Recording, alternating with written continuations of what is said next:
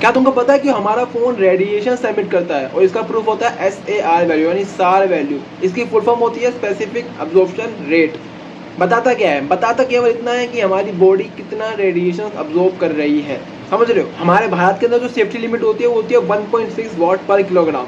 Simple से भाषा में समझो तो एक मानवीय शरीर का 1 किलोग्राम हिस्सा केवल 1.6 वॉट्स तक की इलेक्ट्रोमैग्नेटिक रेडिएशन को ही एब्जॉर्ब कर सकता है, सहन कर सकता है। अगर उससे ज़्यादा हुआ तो हमारे शरीर के सेल्स को या टिश्यूज़ को हार्म पहुंच सकता है।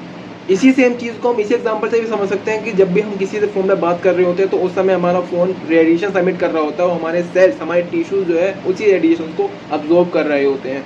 तो एक लिमिट तक ही ठीक रहता है, अगर उस लिमिट से ज़्यादा होता है तो उस टिश्यूज़ को या उन सेल्स को हानि पहुंच सकती है। तो जो सार वैल्यू है वो मेज़र करती है कि 1 किलोग्राम की बॉडी कितना इलेक्ट्रोमैग्नेटिक रेडिएशन को एब्जॉर्ब कर रही है, वो भी वाट्स में। समझ रहे हो?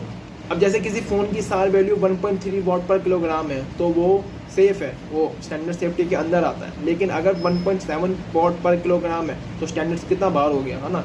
डेंजर नहीं बोलेंगे लेकिन वो लॉन्ग टर्म के लिए प्रॉब्लम क्रिएट कर सकता है। अब जैसा बताया कि अगर रेडिएशन ज़्यादा होगी तो प्रॉब्लम्स भी हो सकती हैं। उसमें से प्रॉब्लम होती है हेडेक होना, सर दर्द होना, ठीक है, नींद नहीं आना अच्छे से, और सेल्स को डैमेज करता है जैसे मैंने आपको बता दिया, और ब्रेन ट्यूमर की भी संभावना रहती है, तो बहुत ज़्यादा दिक्कत हो जाती है। अब सवाल आता है कि बचाव करें, क्या क्या करें। सबसे पहले तो ये आता है कि भाई सोते समय अपने फ़ोन को अपने बेड से दूर रखो। अगर फ़ोन से किसी से बात कर रहे हैं तो कान पे ज़्यादा देर लगाए ना रखें, ईयरफोन्स का उपयोग कर लें।